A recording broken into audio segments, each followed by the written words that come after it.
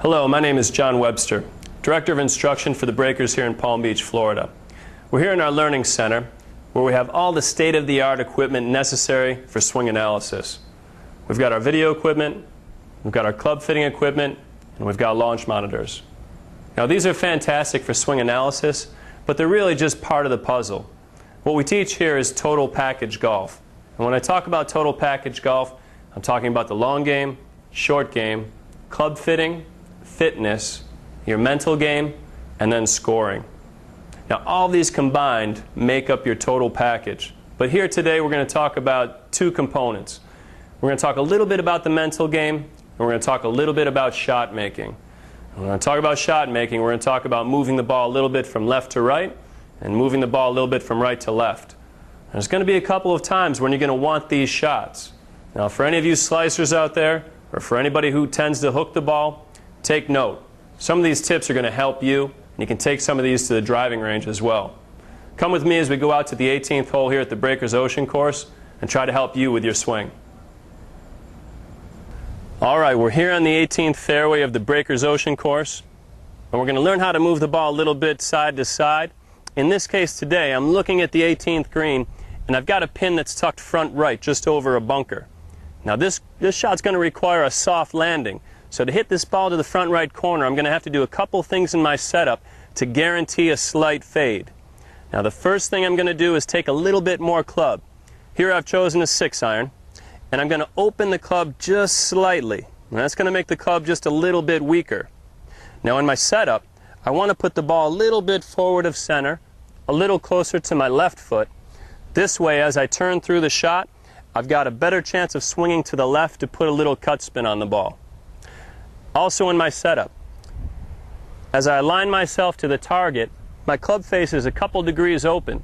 So to make up for this, I'm going to aim my body, my feet, my knees, my hips, and my shoulders slightly to the left to guarantee that I'll start the ball just to the left of my target and allow it to turn in.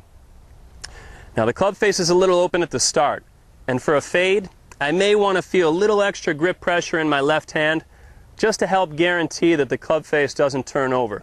Let's give this shot a try. I'll open the face just a little, set up with the ball just a little forward in my stance, body aimed a little to the left, and let it fly.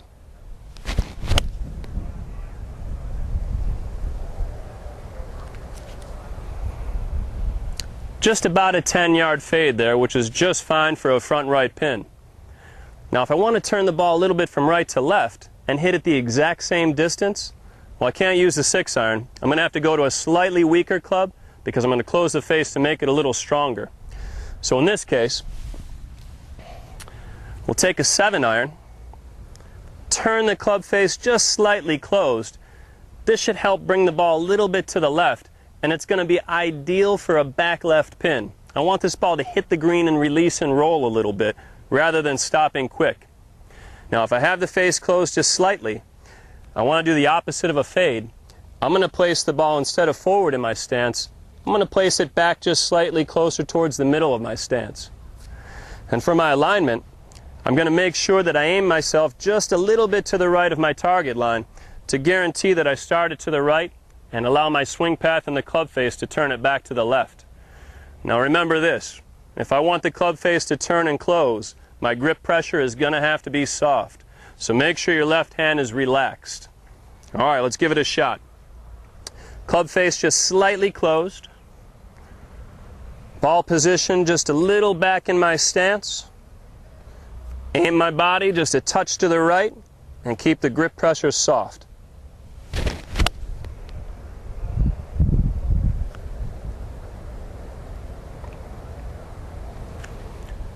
Just about a 5 to 10 yard fade.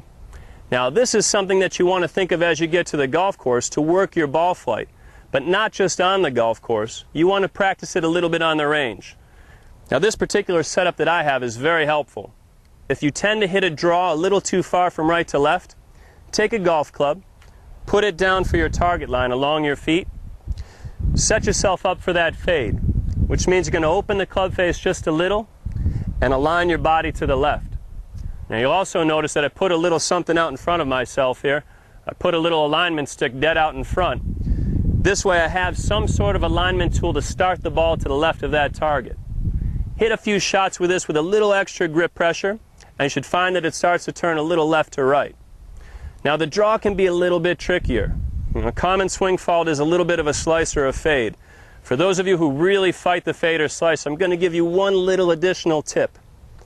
When you set up to the ball and you have the club face slightly closed, I want to give my body just a little tilt from the hips. You notice I'm taking my right hand and putting it on my hip and giving it just a slight little tilt. That's going to really help to keep the club working a little more from the inside and keeping your right shoulder a little lower and back. That typical swing fault for the slicer is the position where the club tends to come a little bit over the top. So if you can tilt the body just slightly, it should encourage a little bit more of an inside approach coming into the golf ball. Take these tips to the range with you, set a few clubs down, and hopefully this will help you when you get to the golf course next time. Good luck with this. Hello, my name is John Webster, Director of Instruction here at the Breakers in Palm Beach, Florida. We're going to talk a little bit about chipping today, in particular a chip where the pin is stuck a little deeper at the end of the green, and here you need to roll the ball a little bit further.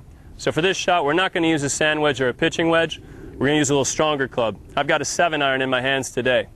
Now let's talk a little bit about setup for this shot.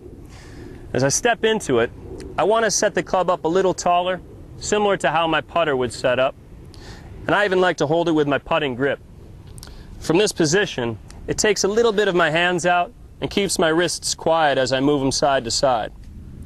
From this face-on view, I want to make sure that the ball is positioned just slightly back in my stance, and I'll lean my body just slightly forward. This will create a little downward blow on the ball, guaranteeing that I get it in the middle of the club face. Let's give this shot a try. Set in with the club just a little taller. I grab it similar to my putting grip. Lean just slightly forward. Keep my hands and wrists quiet as I hit this shot. And get it just about to the right distance without flying the ball too far. This shot needs to roll. You don't want it to fly. Try this out and hopefully it will eliminate a few shots around the greens for you.